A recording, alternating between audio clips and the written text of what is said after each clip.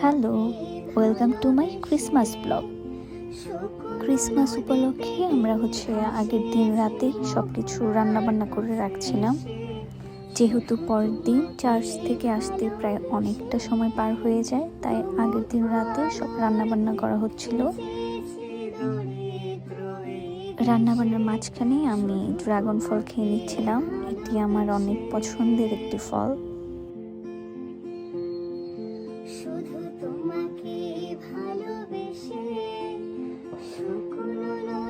রান্না বান্না করতে করতে প্রায় অনেক সময় পার হয়ে গিয়েছিল, প্রায় রাত 11:30 12টা এরকম টাইম হয়ে গিয়েছিল।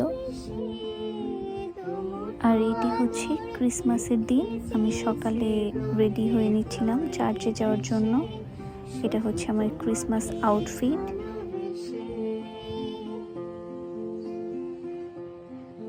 তারপর এই তো চার্চে চলে আসলাম। আর ওই দিন এত বেশি ঠান্ডা ছিল যে রোদই ওঠেনি। এরপর সবাই সবার আত্মীয় স্বজনের সাথে দেখা করছিল। খ্রিস্ট জাগের পরে কীর্তন হচ্ছিল।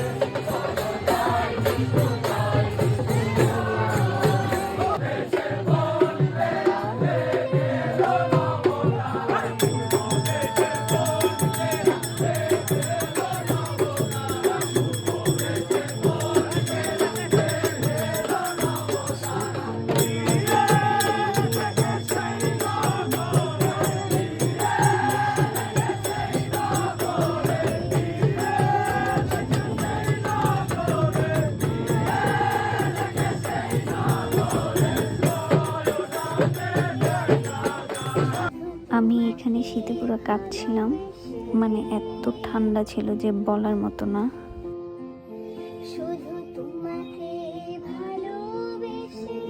এরপর আমি এখানে ছবি ও ভিডিও করে নিচ্ছিলাম।